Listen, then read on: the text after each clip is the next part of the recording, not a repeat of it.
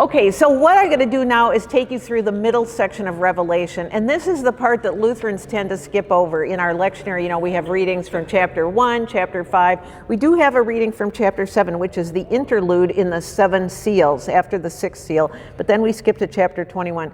But we've got to have a strategy for getting through these middle chapters. And these, in fact, are important because I would argue what these chapters do is diagnose the crises of empire. So this is Albrecht Dürer's vision of the 4 horsemen. There's these 7 seals, 7 trumpets, 7 bowls, and the horsemen are in the 7 seals. But the message of these middle chapters is that something is wrong with the world. Something is very wrong.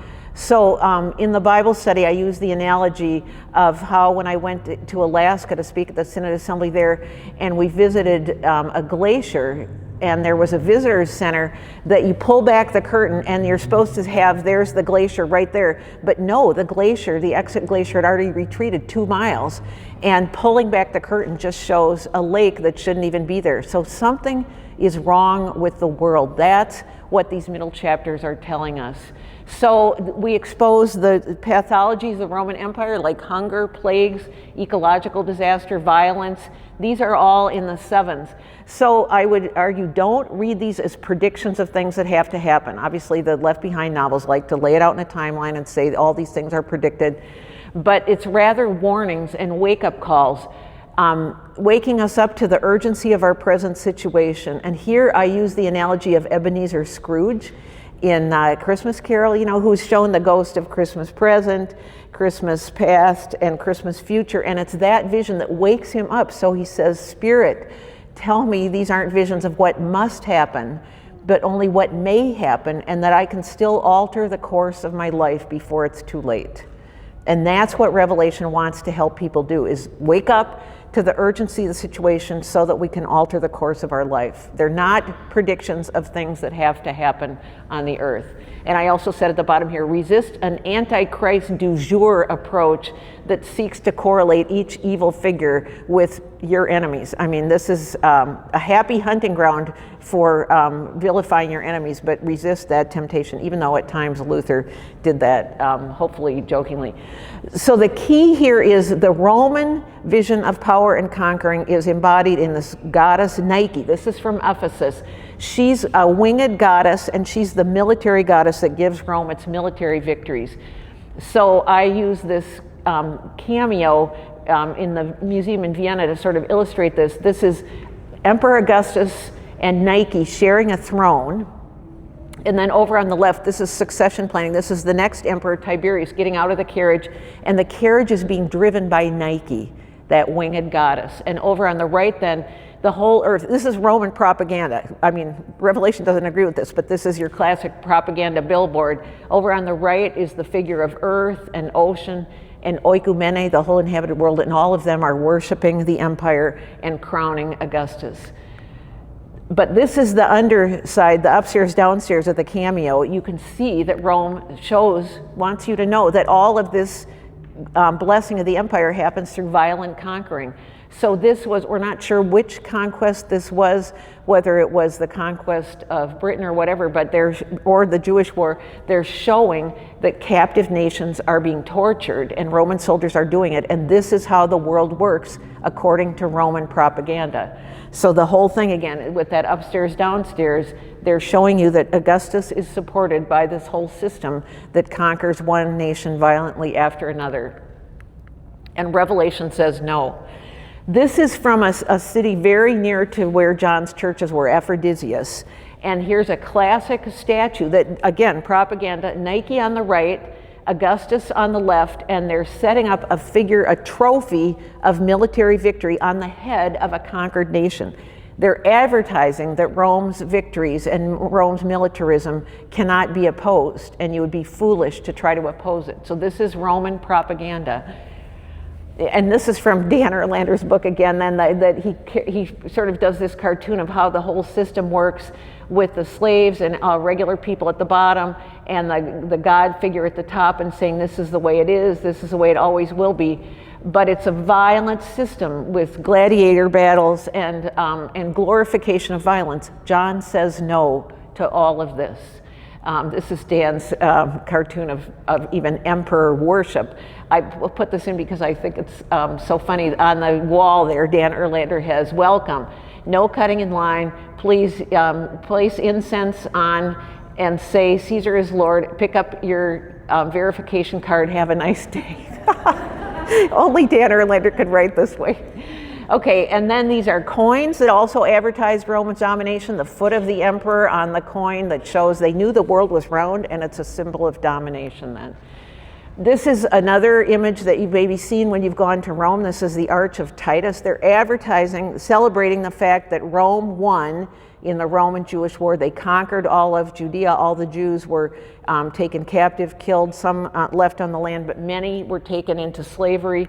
And under the Arch of Titus, they're amazing. You can still see the carving of the menorah, all the spoils then being taken out of the temple in Jerusalem and paraded up to Rome, where they constructed a temple of victory, a temple to Nike to celebrate this victory. So this is all the propaganda that Revelation is seeking to counter. Okay, well, these strategies for getting through the middle chapters of Revelation, chapters 6 to 20, because they're tough. They are seemingly full of violence, although it's the violence of the empire. So keep reading, don't get bogged down, don't try to figure everything out. I added this, learn from indigenous insights, because I think in Revelation, as in indigenous spirituality, nature is alive.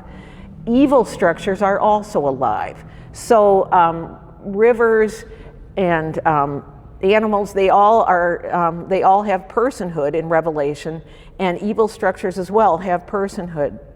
So one of the most important probably is notice the hymns and interludes in the sequences of sevens, the seven seals, the seven trumpets, the seven bowls. It's not unremitting. There's always an interlude after the sixth and before the seventh, and this is when songs in heaven break forth in singing. In chapter 7, it's in our lectionary, it's the image of the community, the people of God, carrying their palm branches and singing praise to God. This is where you get the 144,000, which again should not be taken literally. It's an image of a really, really big number of people praising God and Jesus. And then I would also say, notice how Revelation draws on the Exodus story. The Roman Empire is scripted as Pharaoh, and Jesus, the Lamb, is scripted as a new Moses, leading us on a journey of liberation. And you see this specifically in chapter 15, where the song of Moses is the song of the Lamb. And then notice John's use of delay to leave time for repentance. And in my view, hearts are never hardened in Revelation. There's always time for us to hear the wake-up call. And there's nobody who has to end up in the lake of fire, for example, except for Hades and death. Otherwise, it's used as a threat, but it doesn't mean that anybody ends up there. So there's not a future battle of Armageddon in Revelation, even though this is a word that's used so much in Hollywood films. I think the whole purpose of these middle chapters is to get us to wake up. So I have a couple slides here of indigenous perspectives. Vine Deloria there on the right was an alum of the seminary where I taught. He went to Augustana Seminary in Rock Island, but he was really important in lifting up the indigenous spirituality and indigenous insights, which for Revelation, I think there's a lot of shared perspectives. This one really struck me, is that when people at Standing Rock in North Dakota, for example, wanted to show how evil the pipeline was, they personified it as a black snake, like the dragon in Revelation, or personified wouldn't be the right word exactly, but they had the black pipeline be the black snake. So the world is alive in Revelation, much like indigenous spirituality, and we need to see dangerous forces in the world as well as the living creatures who are part of our world and all have souls and are alive with us. If you haven't already gotten the First Nations version of the New Testament, I highly recommend this. Terry Wildman was one of the editors. In Revelation 12, this is the very center of the book of Revelation, where we see a portent in heaven. He translates it as a great and mysterious omen was seen in the spirit world above, a woman wearing the sun for her regalia with the moon under her feet. she was with child. So she's pregnant, she's giving birth. This is Jesus' birth story. This is like the Christmas story you never hear about at Christmas, right? Because it's so different. But in chapter 12, then, Jesus is born. And right away, the dragon tries to eat Jesus up. So he is taken away to for safety to a wilderness. So this is obviously deeply symbolic and mythological language, drawing on the Hebrew Bible and probably parodying some of the Roman myths as well. But the woman clothed with the sun, here's a modern church in Switzerland, and it's, you know, she's just such a beautiful and powerful figure at the center of the book of Revelation. And there's the dragon trying to eat her and her child up, but she is triumphing. She becomes then so important for Latino people with the Virgin of Guadalupe. So I'll have a few images of that. Here's in Chicago, for example. You see her on buildings.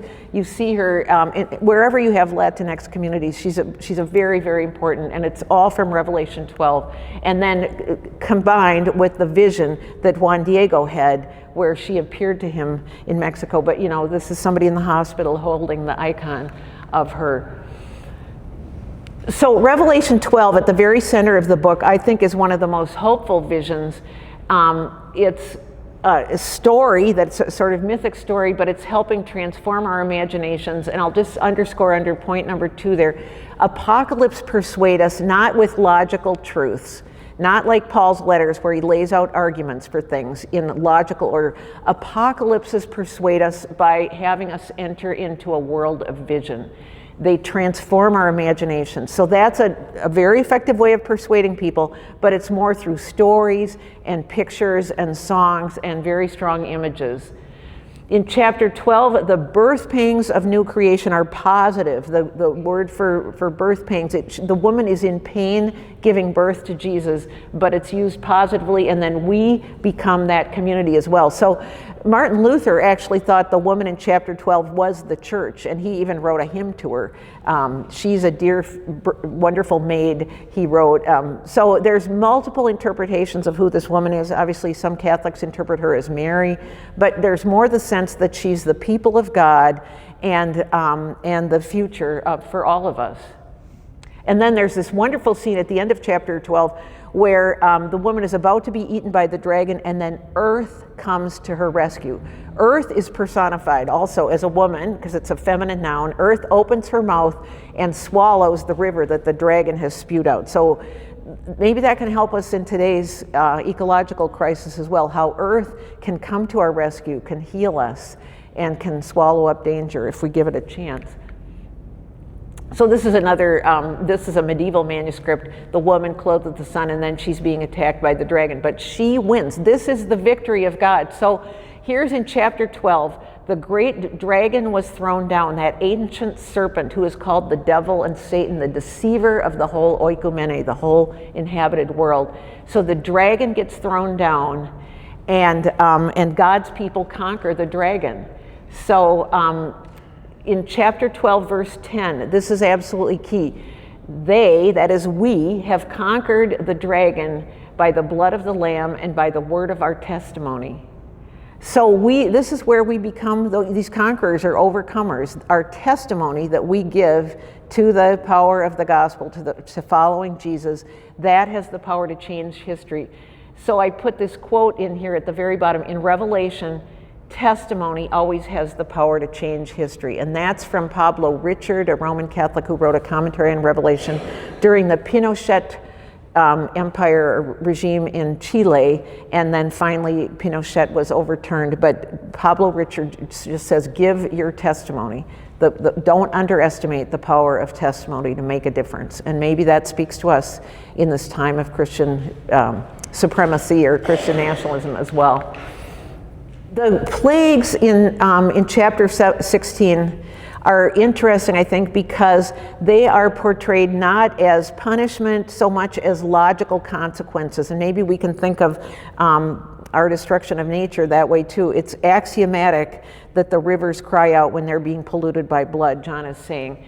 And it's a logical consequence of what Rome is doing. The violence against the world comes back around in almost boomerang-like fashion to bite Rome itself. And this is the logic of how creation works, John is saying.